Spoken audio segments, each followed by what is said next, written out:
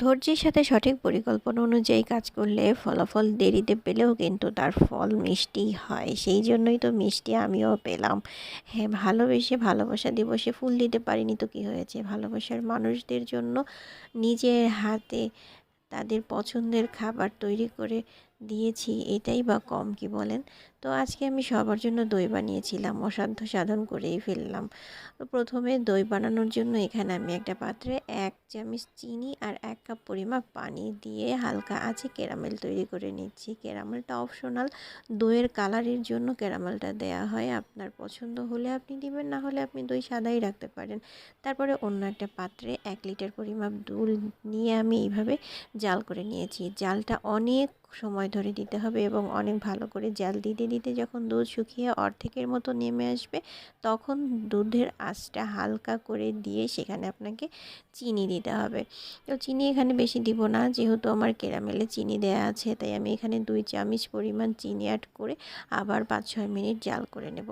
তারপরে আবার আগে থেকে তুলে রাখা, ঠান্ডা করে রাখা যে ক্যারামেলটা ছিল, সেই ক্যারামেলটা আমি এখানে মিশিয়ে দিব। মিশিয়ে দিয়ে আরও কিছুক্ষণ আমি এখানে জাল করব।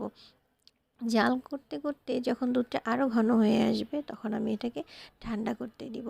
ঠান্ডা যখন মানে সহনীয় হবে, তখন আমি দুধটার সঙ্গে আগে থেকেই তুলে রাখা একটা দই মিশিয়ে দেবো। এটাকে বলা হয় দইয়ের বীজ। টক দইও দেওয়া যেতে পারে, আমি টক দই দিইনি, আমি এখানে সরাসরি দই দিয়েছি।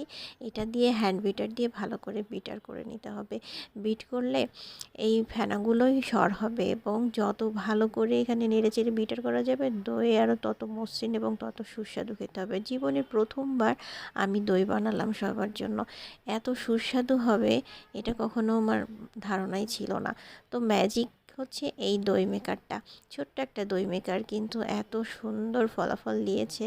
তো দই মেকারটা গিফটেড ছিল। দই মেকারটাতে আমি দইগুলো সব সুন্দর মতো দিয়ে এইভাবে ঢেকে সুইচটা অন করে দিলাম। ধৈর্যের ফল মিষ্টি হয় জানতাম, কিন্তু 16 ঘন্টা অপেক্ষা করার ফলাফল যে এত দারুণ হবে এইটা কখনোই ভাবতে পারিনি। এই যে ফাইনালি 16 ঘন্টা পরে পারফেক্ট দই আমি বানাতে পেরেছিলাম সবার জন্য। খেয়ে যে সবাই কি খুশি, কি আর বলবো। ভালোবাসার ফুলের থেকেও দইয়ের স্বাদ বেশি ছিল। দেখেন, আপনারাও কিন্তু বাসায় বানিয়ে খেতে পারেন। ধন্যবাদ।